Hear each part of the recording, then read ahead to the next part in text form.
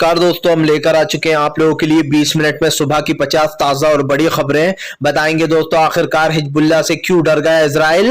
Hezbollah के अटैकों से डरकर अब इजराइल बना रहा है लेबनान पर हमला करने की योजना। कैसे प्रधानमंत्री नरेंद्र मोदी के खिलाफ दोस्तों राहुल गांधी ने अब रच दिया है पूरा का पूरा दोस्तों प्लान। राहुल गांधी की भारत जोड़ो यात्रा 2 जो आएगी उससे बीजेपी को बड़ा नुकसान। आखिरकार कैसे जो है यहाँ पर विधानसभा में महुआ मोहित्रा को लेकर लगातार हंगामा जारी, और आखिरकार क्यों आपको बताते चले इजराइल ने मान ली हमास के आगे हार, क्यों अमेरिका दे रहा है लगातार इजराइल को धमकियां। इन तमाम मुद्दों पर बात होगी, लेकिन अब तक अगर आपने हमारे चैनल को सब्सक्राइब नहीं किया जल्दी सब्सक्राइब करके सपोर्ट कीजिए। पास में एक घंटी आएगी, इसको जरूर दबाइएगा ताकि हर वीडियो की अपडेट मिलती रहे। दरअसल दोस्तों आपको बताते चले अब हिजबुल्लाह से डर गया है इजराइल। इजराइल जो है वो लेबनान पर हमला करने की योजनाएं बना रहा है। दरअसल आपको बताते चले बीते दिन इजराइल ने कहा था कि अगर हिजबुल्लाह नहीं रुका तो हम लेबनान पर हमला कर देंगे। आपको बताते चले हिजबुल्लाह के अटैकों से बहुत ज्यादा डर चुका है इजराइल, क्योंकि हिजबुल्लाह जो है वो इजराइल के मेन ठिकानों को उड़ा रहा है। यही नहीं, उसने कई अब तक जो है यहाँ पर यहूदियों को ढेर भी कर दिया है। यही कारण है जो अब इजराइल की मुश्किलें बढ़ गई हैं। आपको बताते चले फिर से एक बार जो है जोरदार हंगामा। जी हाँ, दरअसल आपको बताते चले महुआ मोहित्रा की सांसदी जाने के बाद लगातार जो है यहाँ पर बीजेपी के ऊपर हमलावर है विपक्ष का कहना है कि बीजेपी डरती है जो सांसद बीजेपी के खिलाफ सवाल करते हैं। उन्होंने कहा सबसे पहले राहुल गांधी को संसद से बाहर किया गया, फिर उनके बंगले से भी निकाल दिया गया। यही नहीं, उन्होंने कहा कि अब महुआ मोहित्रा का समय आया है। एक व्यक्ति जिस पर इल्जाम लगा हुआ है उसको बोलने तक का मौका नहीं दिया जैसे राहुल गांधी को नहीं दिया था। आपको बताते चले फिर से एक बार विपक्ष ने गांधी जी की प्रतिमा के नीचे जमकर बीजेपी को घेरा। इजराइल की बढ़ गई मुश्किलें दोस्तों। इजराइल के सामने हमास सीना तान कर खड़ा हुआ, कई टैंकों को उड़ा डाला। दरअसल आपको बताते चले एक बार फिर से हमास ने इजराइल के कई टैंकों को ढेर कर दिया।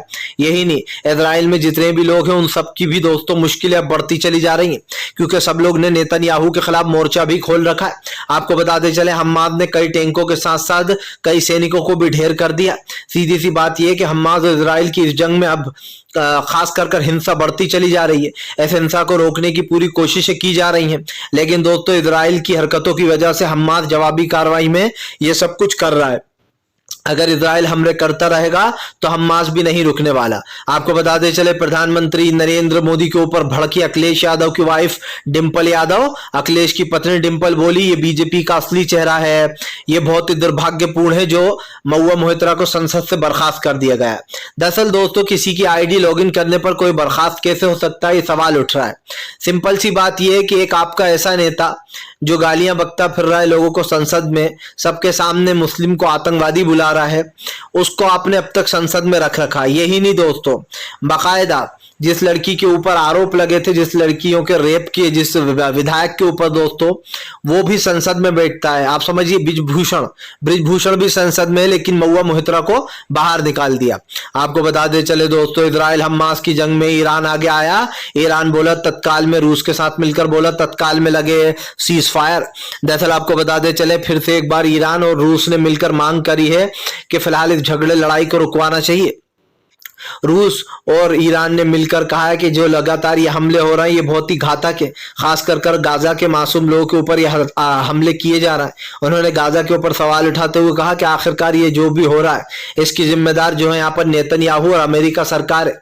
आपको बताते चले फिर से एक बार ये मुद्दा उठा दिया ईरान ने साफ कहा है कि फिलहाल इस सब में साथ देने वाला कोई और नहीं बल्कि अमेरिका है, और अमेरिका ही दोस्तों जो है यहाँ पर शुरू से इजराइल की मदद कर रहा है, इस बात में कोई संदेह नहीं होना चाहिए। आपको बताते चले दोस्तों फिलहाल तेलंगाना में अकबरुद्दीन ओवैसी ने जो है यहाँ पर रेवंत रेड्डी को दिलाई शपथ। दरअसल आपको बताते चले रेवंत रेड्डी ने कल शपथ ले ली। मुख्यमंत्री बनते से ही उन्होंने सोनिया गांधी को बर्थडे की बधाइयां दी और रेवंत रेड्डी ने पहला महिलाओं के लिए वादा पूरा भी कर दिया। आपको बताते चले जो वादे किए गए हैं खासकर तेलंगाना में वो पूरे किए जाएंगे। इधर बीजेपी दोस्तों साउथ से पूरी तरीके से गायब हो गई है, तो वहीं दूसरी तरफ कांग्रेस के पास हिंदी का सिर्फ एक ही राज्य बता है और दूसरों में वो मिली जुली में है, मतलब कि जो बिहार है वहां पर मिली जुली सरकार है।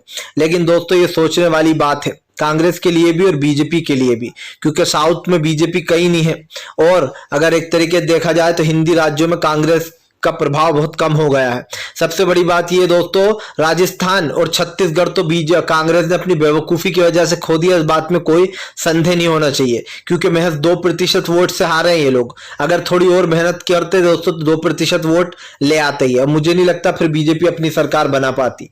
लेकिन मध्य प्रदेश की हार एक करारी हार है, जिसके ऊपर चिंतन भी चल रहा है कांग्रेस का। इस पर अभी बैठक भी हुई है कल। आपको बता दे चले दोस्तों, पूरी की पूरी मीडिया चुप बैठी है। अशोक गहलोत भड़के, अशोक गहलोत बोले आज पूरा 8 दिन हो चुके हैं, अब तक किसी भी मुख्यमंत्री का गठन नहीं हुआ। अशोक गहलोत ने बीजेपी के ऊपर इल्जाम लगाते हुए कहा कि फिलहाल अगर अभी हम होते तो 2 दिन बाद ही बीजेपी कहने लगती है कि देखो कैसे लोग हैं ये लोग, मुख्यमंत्री का भी चुनाव नहीं कर पा रहा है। आपको याद है दोस्तों, जब कर्नाटक में कांग्रेस अभी जीती थी तो 2 दिन लेट हो गई थी कांग्रेस, तो बीजेपी आरोप लगाने लगी थी कि जनता का जन आधार का ही अपमान कर रहा है। यही नहीं, बीजेपी नहीं, पूरी गोदी मीडिया भी बीजेपी के साथ मिलकर कह रही थी देखो जनता का अपमान हो रहा है, अब तक मुख्यमंत्री नहीं चुना गया। लेकिन अब जब खुद बीजेपी इस सिचुएशन में फंसी हुई है दोस्तों, तो एक भी गोदी मीडिया ये नहीं बोल रही कि आज पूरा 8 दिन हो चुके हैं पर अब तक मुख्यमंत्री का चेहरा अनाउंस नहीं किया गया, क्योंकि सब जानते हैं कि बीजेपी में बगावत चल रही है। आपको बता दे चले दोस्तों, फिलहाल इजराइल और हमास के बीच में मच गई भगदड़। आखिरकार इजराइल कब तक लेगा गाजा के मासूम लोगों की जाने। दरअसल दोस्तों, जो लोग हमास को आतंकवादी बुलाते हैं उनको सबसे पहले तो शर्म आना चाहिए, और ये सिर्फ मैं गोदी मीडिया के लिए ही कह रहा हूं, क्योंकि वो ही बुलाते हैं आतंकवादी, और अंधभक्त भी हैं कुछ। क्योंकि दोस्तों कम से कम हमास में इंसानियत है, वो फिलिस्तीन के लिए लड़ रहा है। इजराइल क्या कर रहा है, वो तो मासूम लोगों की जाने ले रहा है, और मासूम लोगों की नहीं, वो खुद अपने लोगों की भी जान ले रहा है। क्योंकि वहां पर इजराइल में जो बमबारी हो रही है किसकी वजह से हो रही है, नेतन्याहू की वजह से। मेरी नजर में दोस्तों नेतन्याहू एक खासकर जो इजराइल है वो सही मायनों में आतंकवादियों वाले काम कर रहा है, और ये बात तुर्की ने बार बार दोहराई है। इसीलिए कहीं ना कहीं दोस्तों नेतन्याहू पर सवाल भी उठ रहे हैं। तमाम लोग, सब लोग ज्यादातर फिलिस्तीन के समर्थन में है। बस कुछ अंधभक्ति होंगे दोस्तों जो लोग कहीं ना कहीं मुस्लिम देखकर यहूदियों का साथ दे रहा है। आपको बता दे चले दोस्तों, फिलहाल तेलंगाना में मिली बड़े जीत से मिल गए संकेत दोस्तों 2024 में क्या होगा। दरअसल आपको बताते चले दोस्तों, साउथ से बीजेपी तो हो गई गायब, अब है कांग्रेस के जीतने की बारी। आपको याद होगा दोस्तों, एक बार जो है यहाँ पर जब इंदिरा गांधी ने चुनाव लड़ा था तो वो जीत गई थी। इंदिरा गांधी दोस्तों फिर से उसी सिचुएशन में नजर आ रहा है ये चुनाव, क्योंकि देखा जाए तो अब कांग्रेस साउथ में बहुत ज्यादा मजबूत हो चुकी है।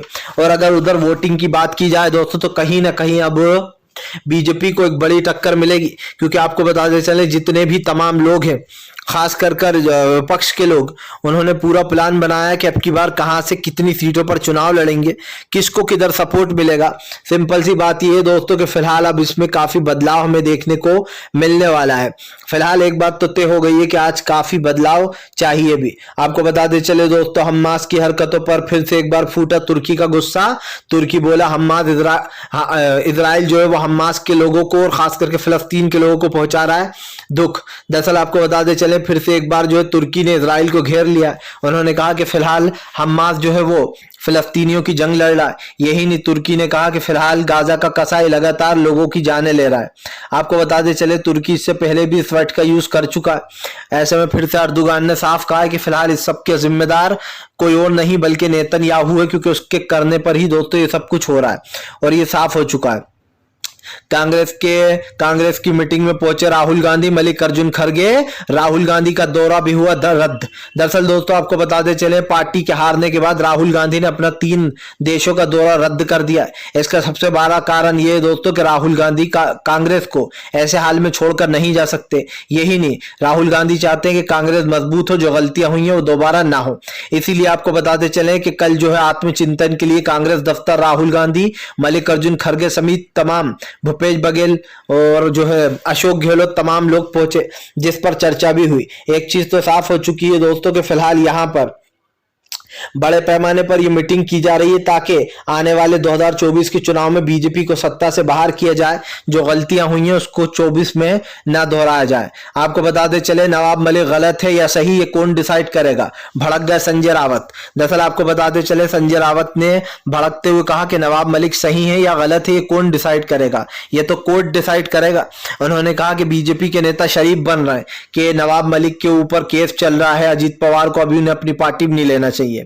संजय रावत ने कहा कि फिर अजीत पवार जिसको तुमने डिप्टी सीएम बना दिया है वो कौन है? 70,000 करोड़ का मोदी सरकार ने एनसीपी पर आरोप लगाया कि भैया देखो इन्होंने 70,000 करोड़ का घोटाला किया। यही नहीं, उसके दूसरे दिन ही नवाब मलिक जो है अजीत पवार को अपनी गोद में बिठा लिया बीजेपी ने, और सारे जितने भी उसके ऊपर पाप दाग थे वो सब धो दिए। क्योंकि जाहिर सी बात है बीजेपी तो कहती है कि भैया जब तक ये पापी हैं, जब तक दूसरी पार्टी में हमारे पार्टी में आने के बाद तो धुल जाते हैं। और ये साफ दिखाई दे रहा है कि दोस्तों बीजेपी इसी तरीके की बातें आए दिन करती है। आपको बताते चले दोस्तों, हमास इजराइल की जंग में नया मोड़ आ सकता है। हूती विद्रोहियों के कारण सहमा हुआ इजराइल। दरअसल आपको बताते चले हूती विद्रोही शिपों पर नजर बनाए हुए। हूती विद्रोहियों ने साफ कहा कि फिलहाल वो किसी भी तरीके से इस तमाम मैटर को खास करके दूर नहीं जाने देंगे। दरअसल दोस्तों एक चीज तो साफ दिखाई दे रही है कि हूती विद्रोहियों के प्लान से कहीं ना कहीं डरा हुआ है जो है यहाँ पर इजराइल, क्योंकि हूती विद्रोहियों ने अब तक कई शिपों को अपने अंडर ले चुका है। आपको बताते चले यही नहीं, हूती विद्रोहियों ने साफ कर दिया है कि फिलहाल वो शिपों को उड़ा भी देंगे अगर ऐसा वैसा कुछ होता है तो। सिंपल सी बात यह है कि फिलहाल ये मैटर अब बढ़ता चला जा रहा है। और अगर एक तरीके से देखा जाए दोस्तों तो ये मामला हूती विद्रोहियों वाला इजराइल के ऊपर 100% भारी पड़ रहा है। आपको बताते चले दोस्तों हो रही है राहुल गांधी की भारत जोड़ो यात्रा 2.0 की तैयारी, 24 में बनेगा ब्रह्मास्त्र। दरअसल दोस्तों राहुल गांधी की भारत जोड़ो यात्रा से राहुल की छवि बदल गई। राहुल गांधी को लोगों ने बहुत सीरियस लेना शुरू कर दिया। यही नहीं, राहुल गांधी को लोगों ने इतना पसंद किया कि उनको कहीं ना कहीं 30 से दूसरे नंबर पर ले आए।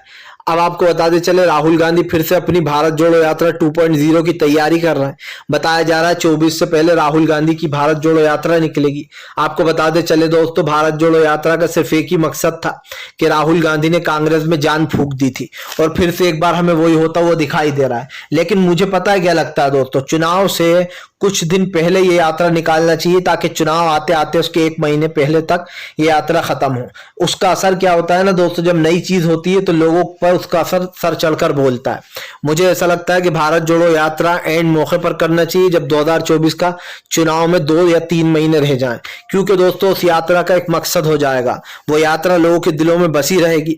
हर चीज को एक तरीके से करना चाहिए क्योंकि उसका असर लोगों पर रहना चाहिए। जब वो 2024 में वोट डालने जाए तो उन्हें समझ में आना चाहिए कि देश में बदलाव की जरूरत है।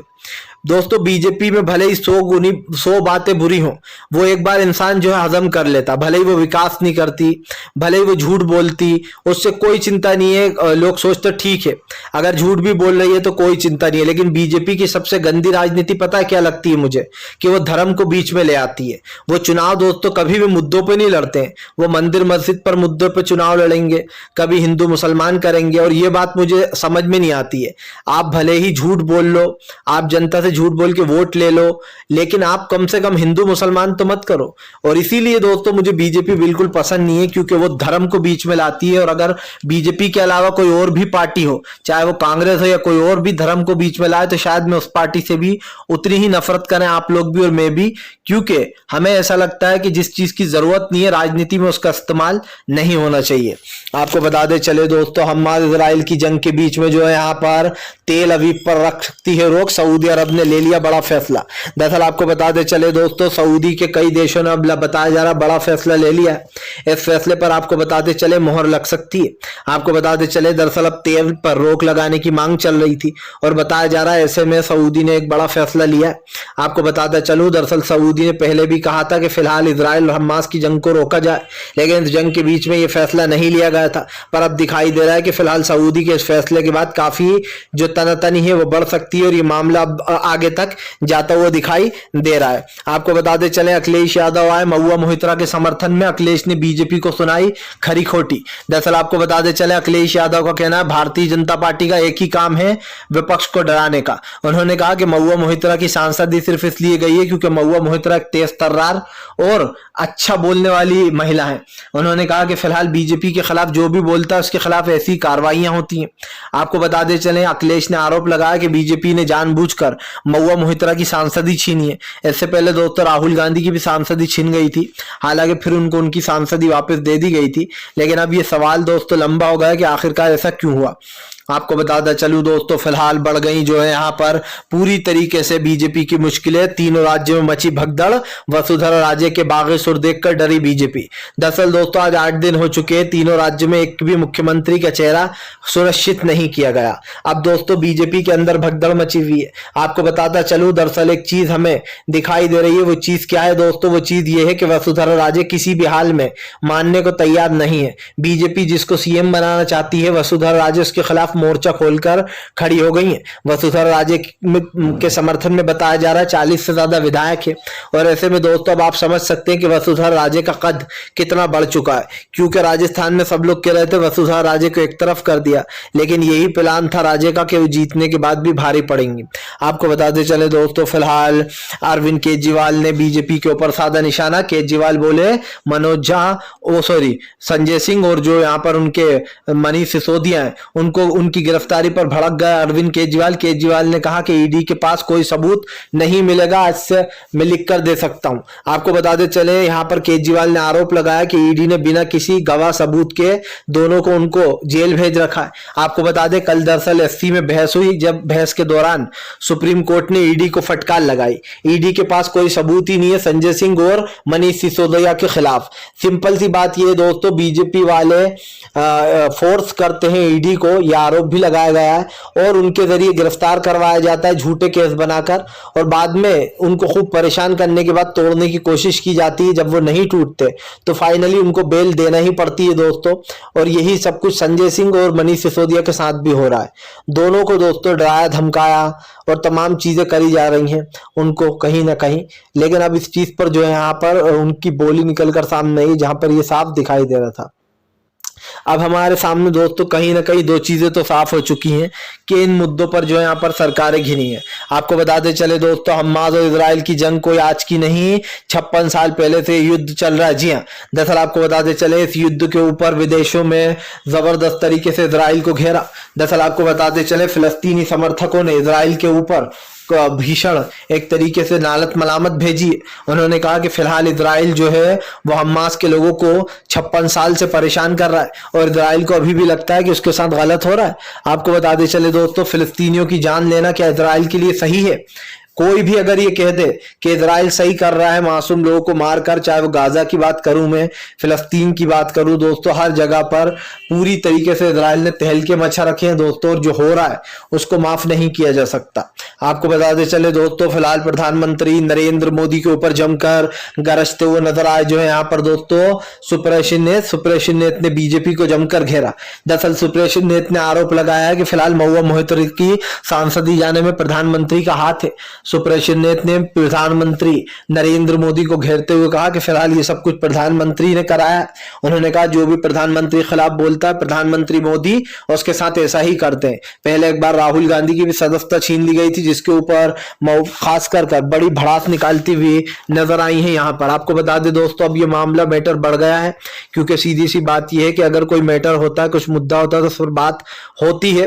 तो कहीं ना कहीं महुआ मोहित्रा को एक हॉट टॉपिक खुद बीजेपी ने बनाकर ये गलती कर दी है। आपको बताते चले दोस्तों, फिलहाल इस वक्त जो है यहाँ पर ममता बनर्जी ने खोल दिया बीजेपी के खिलाफ मोर्चा। ममता बनर्जी बोली हमारे सांसदों को एक एक कर बीजेपी इसी तरीके से कर रही है। पहले कई लोगों को ईडी की शिकस्त में दिया, और अब महुआ मोहित्रा को जो सांसद से बर्खास्त कर दिया। आपको बता दें, महुआ मोहित्रा वाले मामले में बोलते हुए खास करके ममता बनर्जी ने बीजेपी को जमकर घेरा। ममता बनर्जी ने कहा कि फिलहाल बीजेपी विपक्ष से डरती है और इन लोगों को हम दिल्ली से बाहर करेंगे। ममता बनर्जी ने कहा कि अब ज्यादा समय नहीं रह गया है, और जिस तरीके के कारनामे ये लोग कर रहे हैं उसको हराने के लिए हमें एक बड़ा खास करके प्लान बनाना होगा। आपको बता दूं दोस्तों, हमास इजराइल की जंग में सीज फायर की लगातार उठाई है मांग। जी हाँ, फिर अमेरिका में उठी मांग सीज फायर लगवाया जाए फिर से। दरअसल आपको बताते चले, अमेरिका में लोग इस झगड़े को रुकवाने की बात कर रहे हैं।